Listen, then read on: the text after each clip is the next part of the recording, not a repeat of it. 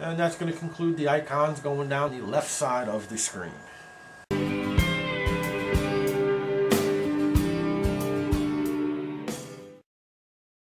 Now if we right click in the screen, there's a whole bunch of more options. First on the top, it says Format and Scale. In here, I wouldn't recommend changing pretty much anything except under where it says Freeze, under horizontal and vertical. If you zoom in on a tiny peak in your data and you wish to only look at this one peak and use this singular peak as your point of reference for your focus, you would open this Format and Scale, freeze the window in place by double-clicking the two boxes that say Freeze. That way, when you go back and you reacquire some data, when you acquire again, the scale will stay exactly where it is, and it will not zoom back out on you. If you come in to use the system one day and you acquire data and you're not seeing any data and your scale is wrong, it's in a different region than opposed to what you put in the spectrometer window, it is most likely because the person using it before you has frozen the scale in a different region and they forgot to unfreeze it before they came back in. So you'd want to open this up and make sure that the freeze marks are taken off and that it says Auto under both.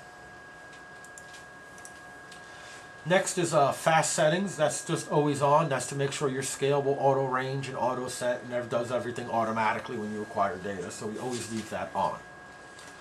If you are zoomed in like we are now on a spectrum and you wish to go back out to your outmost, the third icon down here is Rescale. It brings you back out to your outmost zoom.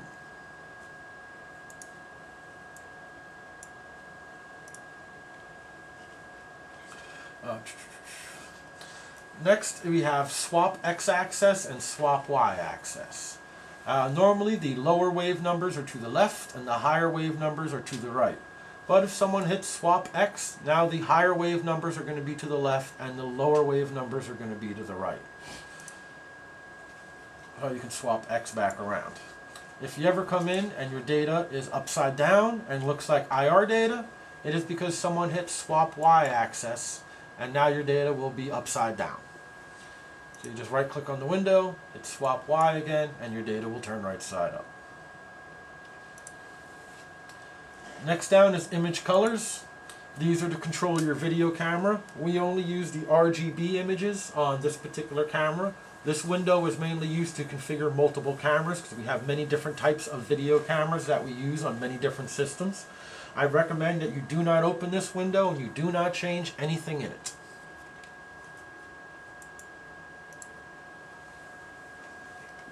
Underneath the image colors next is center cursors.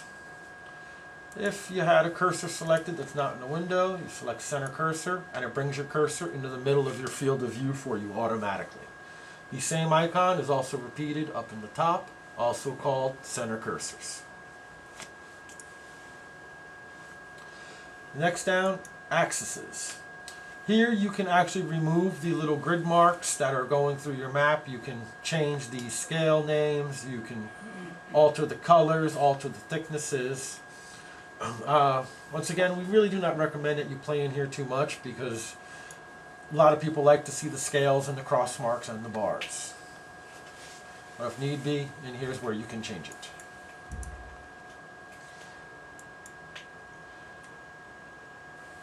Next is the legend. This controls the right side of the screen where it would actually show your different data points as you collect them. You can have it set to show either just a single data point, which would be the current one you are actively collecting, or you can have it show multiple data points, which would be all of the active ones that you have on the screen that you have collected using the Piggy throughout the course of the day. You can also change the thickness of the line and the size and shape of the text that it displays the text names in. If you do choose to change colors on anything, change colors on text, colors on spectrums, or colors on lines, we do not recommend that you use white, because the background of the software is white. If you select white as your data acquisition color, then your data will be invisible. Next under that, spectrum. You can change the thickness of the line that draws your little spectrum here, or you can change your spectrum from line mode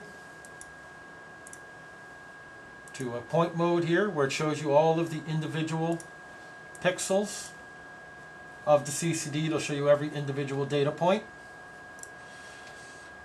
Or you can select bar graph mode. Which bar graph mode does not look too pretty, so many people don't use it.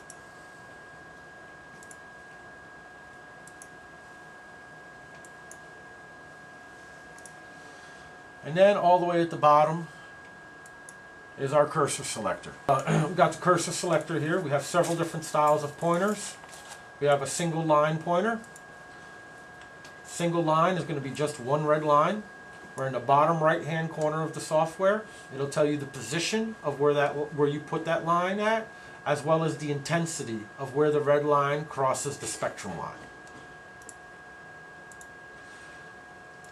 Next for cursors, we have a cross cursor, which is just that. It is a cross. In the bottom window, in the bottom right corner again, it will tell you position and intensity, and you can click this cross setting anywhere you want in the spectrum. It does not even have to be attached to the data.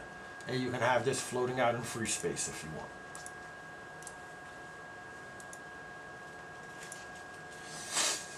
Next cursor is a level cursor,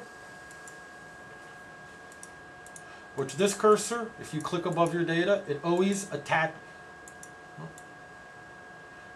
tries to keep the level, the horizontal level attached to the data. It will not let you click the horizontal line up into space. It always must be attached to a data point somewhere.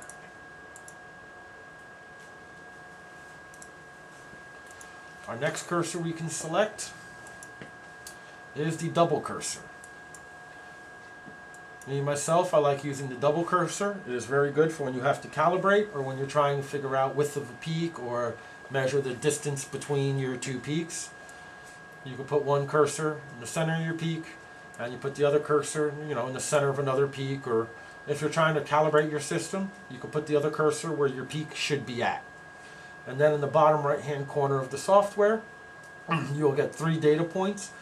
2 of them telling you the position of each of the 2 cursors, and the third one will give you the width between the 2 cursors. And then cursor. And then our last cursor is a peak cursor. Very good, easy to use. You just click on a peak and it zooms into your peak, tells you the position of your peak and the width of your peak. All that information is down in the bottom right corner. It tells you the position of the center of your peak, the intensity of the center, and the width from the edges of the peak. So that concludes the options for cursors. All of these, again, you right click in the spectrum window and it opens up these options.